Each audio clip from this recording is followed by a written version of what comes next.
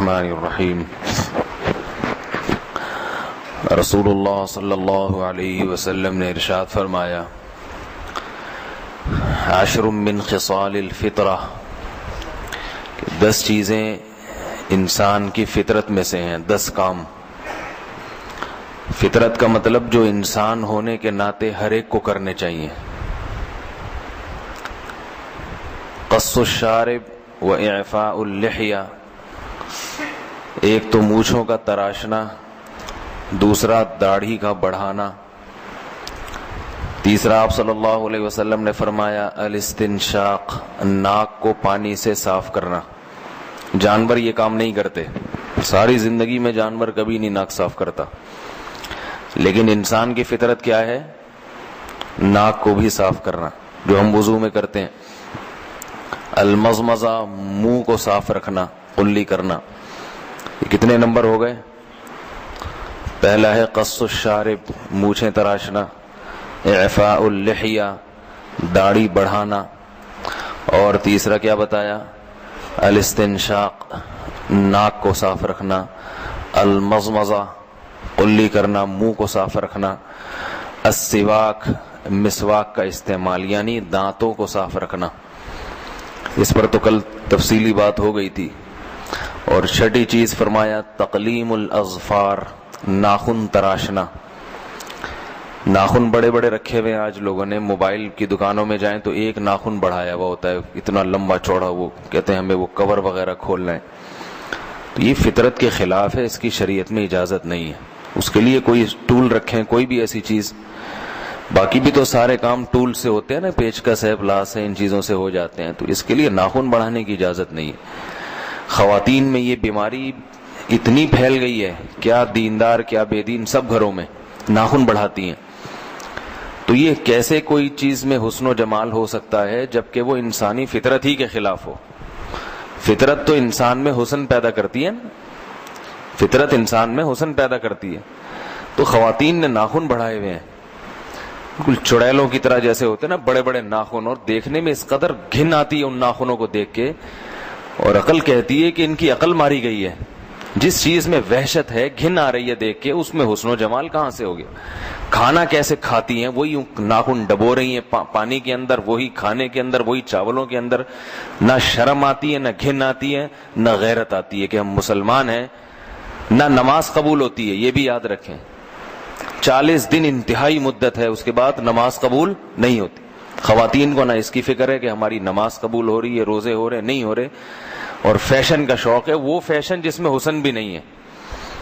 تو پہلے زمانے میں جو شاعر لوگ ہیں نا، جو اپنی محبوبہ کے انگلیوں کے پوروں کو کبھی انگور سے تشبیہ دیتے تھے، کبھی عناب سے، یہ پہلے تمثیلات ہوتی تھیں شعر و شاعری میں، کہ محبوبہ کی جو انگلیوں کے پورے ہیں نا، پورے سمجھتے ہیں، یہ جو انگلیوں کے کنارے ہیں وہ کہتے ہیں عناب کی طرح ہیں۔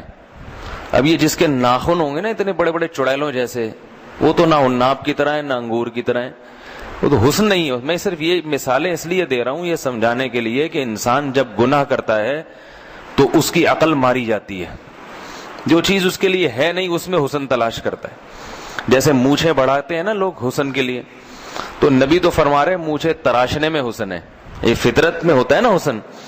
مونچھیں تراش کے انسان کا چہرہ نظر آتا ہے، اور یہ کمبخت نے 1.5 فٹ کی مونچھیں بڑھائی ہوئی ہیں۔ پولیس والوں کو دیکھا ہوگا، بعض پولیس والے اتنے لمبی لمبی مونچھیں، تو جنگلی لگ رہا ہے دیکھنے سے، بھائی تو اس میں تیرے کیا حسن کیا دہشت ہے؟ اگر ایسی دہشت کرنی ہے نا تو پھر سینگ بھی لگا لو، مگر آپ دیکھنے میں چاہتے میری دہشت دوسرے پہ پڑے اور انسانیت ختم ہو جائے، تو سب سے بہترین دہشت کس میں ہوتی ہے؟ سینگ لگا لیں گے اوپر، اس میں اور ڈرانے لگیں گے، اور پھر اس میں آنکھوں میں بھی کچھ لگا لیں تو دہشت ہو، مگر انسان شکل بھی تو اس کی کچھ نظر آئے نا، کھلا ہوا چہرہ نظر آئے اس کا۔ تو اللہ تعالیٰ نے انسان کو اس کی اجازت نہیں دی ہے کہ جیسے چاہو بن جاؤ انگریزوں کی طرح۔ یہاں سے ایک شخص آیا، نبی صلی اللہ علیہ وسلم نے دیکھا کہ ایک شخص کے بال منڈے ہوئے ہیں ایک جگہ سے، جیسے بعض ہندو ایسا کرتے ہیں نا، پوری جگہ سے منڈوا لیا، ادھر سے ایک لٹ نکلی ہوئی ہے۔ تو ہندوؤں میں ہوتا ہے یہ فیشن ہے یا کوئی ان کے مذہب کا حصہ۔ آپ صلی اللہ علیہ وسلم نے دیکھا، منع کیا، فرمایا یا تو پورا سر مونڈو، پورے سر پہ اس طرح پھیرو، یا پورے سر پہ بال رکھو۔ آدھے پہ بال ہیں آدھے پہ نہیں. کبھی کبھار انٹرنیٹ پہ ایسی چیزیں نظر آ جاتی ہیں ادھر سے کٹا ہوا ہے ادھر سے نہیں. تو اس کی شریعت میں اجازت نہیں ہے اپنی شکل بگاڑنے کی. بالوں کی عجیب عجیب فیشن ہے. ابھی ایک چند دن سے کوئی صاحب نظر آ رہے ہیں عجیب, جیسے گھونسلہ ہوتا ہے نا کبوتر کا, ایسے فیشن ہے. تو یہ اجازت نہیں ہے. بال بھی اللہ کے نبی نے جو طریقہ بتایا ہے, یا تو پورے سر پہ بال رکھیں پٹے والے پیچھے کی طرف لے جائیں, یا یہ کہ چھوٹے چھوٹے بال رکھیں لیکن سارے سر پہ برابر بال ہوں, یا یہ کہ بالکل سر منہ ڈالیں. تو یہ 3 کیفیات ہیں, اس کے علاوہ کی اجازت نہیں. خیر یہ موضوع سے ہٹ جائے گی بات, اس لیے میں اس کو مکمل کرتا ہوں. تو کتنے نمبر ہو گئے تھے ہے بھائی؟ 6 نمبر کہ تقلیم الاظفار, ناخنوں کو کاٹنا. گھروں میں اپنے بیوی گھر والوں کو, بیویوں کو, بچیوں کو سمجھانا چاہیے کہ بیٹا یہ جنگلیوں کا وحشیوں کا طریقہ, اب انسان ہیں درندے نہیں ہیں, ان کو کاٹ کے چھوٹا کرو. صفائی کے لیے اللہ کے نبی نے, اس میں صفائی ہو نہیں سکتی اس میں اس طریقے سے. تو لیکن خواتین مانتی نہیں ہیں اتنے آرام سے, یہ بھی بتا دوں, یہ بڑا مسئلہ اس دور میں بڑا مسئلہ ہے, کوئی بھی نہیں کسی کی مانتا. تو 7واں نمبر فرمایا غسل البراجم. براجم کہتے ہیں جوڑوں کو. یہ جو گھٹنا ہے نا, یہ جوڑ ہے, ٹخنا ہے, انگلیوں کے یہ جو یہ ہے جوڑ ہیں, ان پہ میل جم جاتا ہے. تو اس کو الگ سے آپ صلی اللہ علیہ وسلم نے دھونے کا حکم دیا. پہلے زمانے میں تو واش روم میں ایک نہ ایک پتھر رکھا ہوتا تھا رگڑائی کے لیے, وہ ماؤں نے رکھا ہوتا تھا اپنے بچوں کے گھٹنے رگڑیں گی اس سے, ٹھیک ہے نا. تو بچوں کو رگڑتی تھی, گھٹنے صاف ہوتے تھے, بچے بڑے ہو کر یہی سیکھتے تھے. آج کل ماؤں کے پاس ٹائم نہیں ہے, آج کل ماؤں کے پاس بچوں کو رگڑنے وگڑنے کا تو ٹائم ہے ہی نہیں. کہتے ہیں یہ بھی بہت پرابلم ہے, یہ اتنا نہلائیں ادھر سے چلو بھائی. تو ان کے پاس جو ہے نا موبائل اور یہ سب چیزیں, ان سے فرصت نہیں ملتی ماؤں کو. پیمپر ہے, وہ سارے ہگانے متانے کے کام پوری پابندی سے کر لیتا ہے, پورا دن چپکا رہتا ہے بچوں سے. تو وہ پھر ایک دفعہ 24 گھنٹے میں اترتا ہے, پھر اس پہ ریشش کی کریم لگائی جاتی ہے, اس میں جو جراثیم کی وجہ سے اس کی کھال گلنے لگتی ہے نا, وہ بھی دھلائی پھر بھی نہیں ہوتی. اور کریم آتی ہے جو شوہر کے خرچے پہ, وہ ریشز دور کرنے کے لیے وہ لگا دی, اس کے بعد دوسرا پیمپر چڑھا دیا. تو گھروں میں بتائیں خواتین کو, یہ بچے پالنا آپ کی ذمہ داری ہے, یہ فطرت نے آپ کے ذمہ لگائی ہے, یہ میں نے نہیں لگائی, میں شوہر ہوں میں نے نہیں لگائی, یہ خدا نے لگائی ہے. سمجھ میں آ رہی ہے نا بات؟ یہ اللہ نے لگائی ہے, تبھی اللہ ماں کی کوکھ سے بچے کو جنم دیتے ہیں تاکہ یہ اس سے محبت کرے اور اس کی خدمت کرے. تو آپ صلی اللہ علیہ وسلم نے کس چیز کا حکم دیا؟ غسل براجم. سمجھ رہے ہیں نا کہ وہ گھٹنوں پہ جو میل لگا ہوتا ہے اور یہ کوہنیوں پہ جو میل لگا ہوتا ہے, یہ جمتا ہے لازمی, تو اس کو الگ سے دھویا جائے نہاتے وقت. یہ رواج ہی ختم ہوتا جا رہا ہے. اور کتنے نمبر ہو گئے بھائی؟ 8 نمبر ہو گئے. اور کس کا حکم دیا؟ ہاں فرمایا نتف الابط, بغلوں کے بال اکھیڑنا. بغلوں کے میں بھی بال رکھنے کی مسلمان کو, نہ مرد کو نہ عورت کو اجازت, رہنے ہی نہیں چاہیے بال. کیونکہ بغل میں جیسے ہی بال پیدا ہوتے ہیں تھوڑے سے, وہاں پسینہ جمتا ہے اور بدبو پیدا ہوتی ہے. لیکن چونکہ آج کل جو رواج ہے نا صفائی کا, وہ صفائی جو اوپر سے نظر آئے, دیکھنے میں اچھا لگوں میں. جبکہ میں نے بار بار عرض کیا نا کہ شریعت کون سی صفائی, جو حقیقی صفائی ہے, بدبو سے نفرت ہونی چاہیے. تو بغل میں جیسے ہی بال پیدا ہوں گے, کتنی بھی صفائی رکھو ناممکن ہے, کیونکہ وہ جگہ ایسی ہے جہاں نمی فوراً پیدا ہوتی ہے. تو آپ صلی اللہ علیہ وسلم نے بال رکھنے کی اجازت نہیں دی. اور پھر کمال یہ ہے کہ وہاں کے بال کو مونڈنے کا حکم نہیں ہے اس طرح سے, کیونکہ بلیڈ سے جب بال مونڈے جاتے ہیں نا اور گھنے بال پیدا ہوتے ہیں, اس لیے اکھیڑنے کا حکم دیا ہے. ویکس وغیرہ ہوتا ہے نا آج کل, کسی چیز کے ذریعے اکھیڑے جا سکتے ہیں. اکھیڑنے میں فائدہ یہ ہوتا ہے کہ بال جڑ سے نکلتے ہیں. اور آپ تجربہ کر کے دیکھ لیں, اکھیڑنے کے بعد جب نوچے جاتے ہیں نا بال, 1-2 دفعہ تو بڑی سخت تکلیف ہوتی ہے, اس کے بعد عادی ہو جاتا ہے انسان. تو وہ جڑ سے جب بال نکلتے ہیں تو ایک تو پیدا نہیں ہوتے اتنی جلدی, اگر ہوتے بھی ہیں تو ہلکے روئیں جیسے پیدا ہوتے ہیں, جبکہ بلیڈ سے صاف کرنے میں سخت بال پیدا ہوتے ہیں اور بہت جلدی پیدا ہوتے ہیں, بہت تیزی سے بڑھتے ہیں. تو یہ آپ صلی اللہ علیہ وسلم نے حکم کس کا دیا؟ نتف کا, کہ ان کو کھینچ کے نکالا جائے. اب یہ ممکن ہے لوگ کہیں گے یہ تو ممکن نہیں ہے. بعض لوگوں کو میں نے بتایا کہ بھئی سنت یہی ہے, صحابہ کرام کا طریقہ, نبی صلی اللہ علیہ وسلم کا طریقہ یہی ہے, اور علماء صلحاء سب ایسے ہی کرتے آئے ہیں. تو اب جب لوگوں کو بتایا جاتا ہے تو وہ کہتے ہیں یہ تو ممکن نہیں ہے. ایک دو دفعہ کہتے ہیں ہم نے ٹرائی کی تو مرنے لگے تھے, کھال ادھڑنے لگی تھی. تو یاد رکھیں یہ نوبت اس لیے آتی ہے کہ بچپن سے اس کی عادت ڈالی نہیں جاتی, سمجھ رہے ہیں نا. تو وہ اس طرح سے بلیڈ سے صاف کر کر کے نا وہ اتنے سخت اور مضبوط ہو جاتے ہیں جھاڑیوں کی طرح. تو اس لیے اس کا پھر ایک طریقہ یہ ہے کہ بعض وہ کوئی لوشن اس قسم کے آتے ہیں, یہ میں ایک ہیلا بتا رہا ہوں, تدبیر, تاکہ اس کی جڑیں کمزور ہو جائیں, پھر آپ سنت طریقے سے نطف کر سکتے ہیں, کھینچ سکتے ہیں. ایک وقت آئے گا وہ جو ویکس وغیرہ کی چیزیں ہوتی ہیں نا وہ لگا کے کپڑے سے کھینچ لیا جائے ایک دم طاقت کے ساتھ, تو ایک چیخ نکلے گی, سیٹ ہو جائیں گے, ایک دم آواز آئے گی اندر سے لاشعوری کہ پتہ نہیں کیا ہوا ہے نا, ایک تکلیف ہوگی لیکن وہ بال اکھڑے جائیں گے.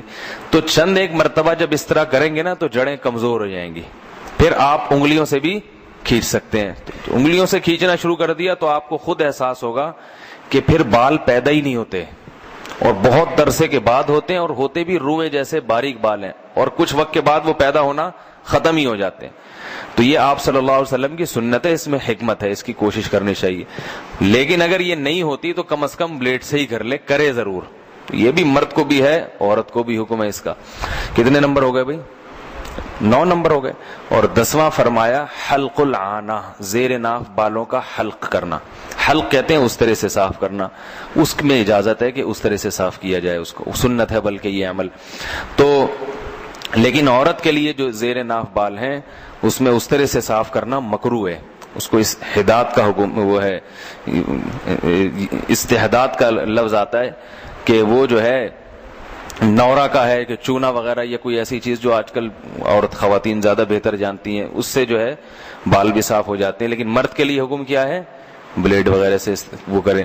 تو یہ 10 چیزیں آپ صلی اللہ علیہ وسلم نے انسان کی فطرت بتائی ہیں, انسان کی.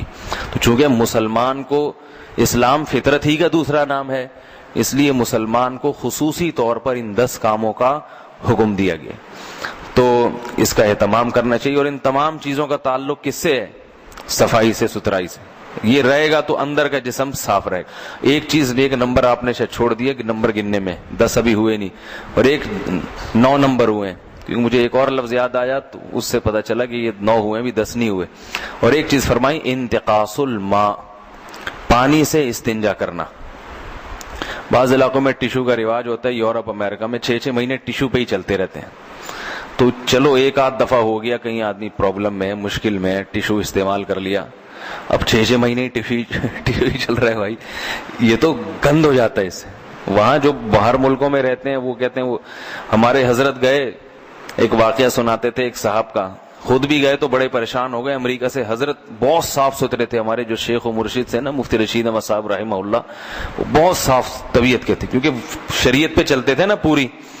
تو حضرت کا امریکہ دورہ ہوا تبلیغ کا, تو حضرت واپس بھاگ گئے اور اللہ سے دعا مانگی ہمارے سامنے, اللہ مجھے نہ امریکہ کبھی لے کے جانا نہ برطانیہ, چاہے تبلیغی کے لیے کیوں. فرمایا مجھ میں طاقت نہیں ہے برداشت کی, کیونکہ بہت صاف ستھرے تھے تو وہ نہیں برداشت ہو سکا ان کو وہاں پہ.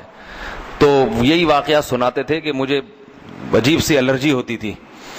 تو ہوائی جہاز میں کہتے ہیں کہ جب میں بیٹھتا تھا تو مجھے شراب کی بو آتی تھی چاروں طرف سے, وہ بدبو تو ان سے کبھی برداشت نہیں.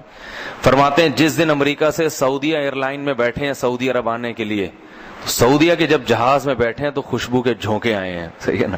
اور وہ جب سلائٹ چلی ہے, سبحان الذی سخر لنا ھذا وما كنا له مقرنین وانا الى ربنا لمنقلبون, کہ وہ جب سعودی عرب کے جہاز میں تو یہ دعائیں چلتی ہیں نا, تو فرماتے ہیں ایسا مزہ آیا, ایسا مزہ آیا.